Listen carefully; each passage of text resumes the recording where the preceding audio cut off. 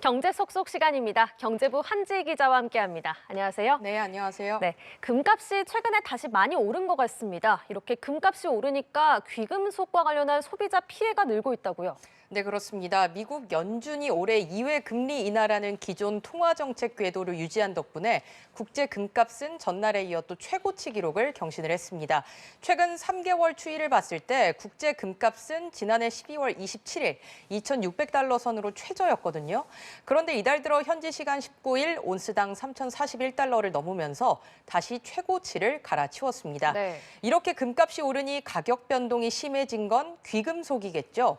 금값이 오른 만큼 추가 요금을 내라고 하는 곳들이 많아진 겁니다. 네. 한국소비자원에 따르면 지난달 보석 귀금속 관련 소비자 상담 접수는 430건으로 한 달 새 64.8% 늘었는데요. 지난달 한 소비자는 온라인으로 14K 커플링을 주문하고 44만 원 정도를 결제를 했는데 사업자가 일주일 뒤에 금 시세가 올랐으니 8만 원을 추가로 내라고 요구한 사례도 있었습니다.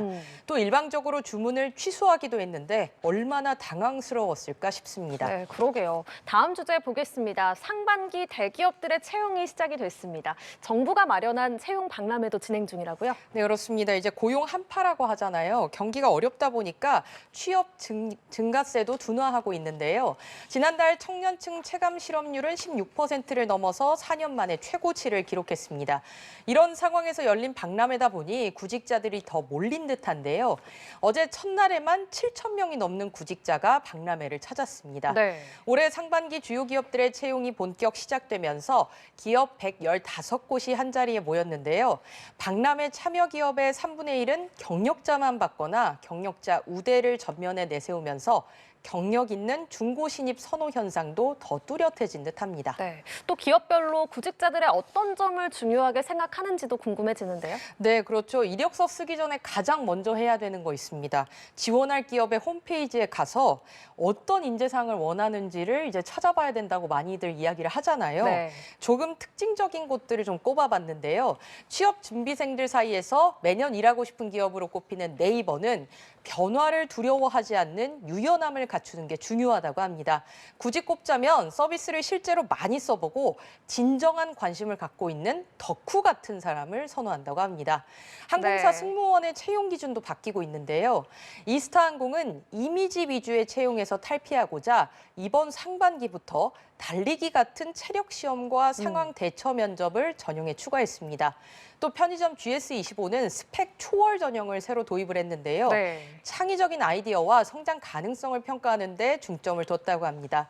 이 전형에 지원하는 지원자는 편의점 혁신 방안을 주제로 영상이나 포트폴리오를 내야 한다고 하는데 사회 변화에 발맞춰서 기업들의 채용 인재상도 크게 다양해지고 있는 듯합니다. 네, 다음 주제는 땡처리 항공권입니다. 요즘에 여행사들이 보통 좀 저렴하게 가끔 항공권을 판매하곤 하는데 이제는 항공사도 땡처리 항공권을 판매한다고요. 네, 그렇습니다. 이제 보통 출발 임박해서 여행사나 아니면 플랫폼들이 항공권을 할인 판매하는 경우가 많이 있잖아요.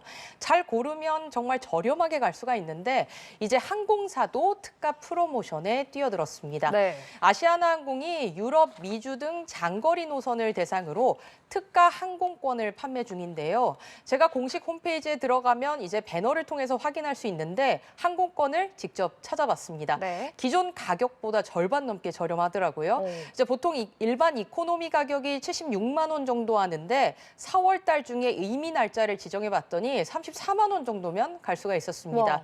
2배 넘게 저렴했는데요. 항공사가 이렇게 공식적으로 땡처리 항공권을 팔기 시작한 건 이례적입니다.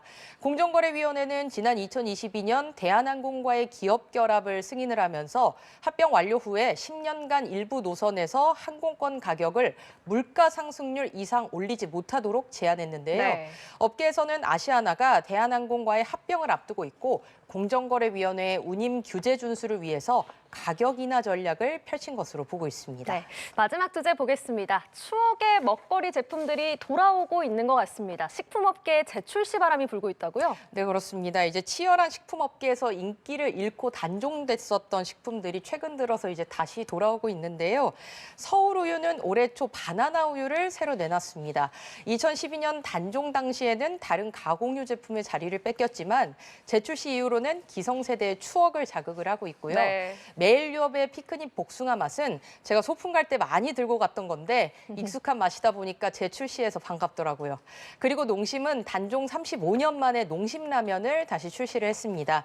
신라면에 밀려서 단종을 했었는데 다시 판매하면서 맛을 끌어올린 덕분인지 소비자들의 호평이 이어지고 있습니다. 네. 또 아침 먹는 직장인들 사이에서 유명했던 GS25의 바삭김밥도 단종 4년 만에 재판매를 시작을 했습니다.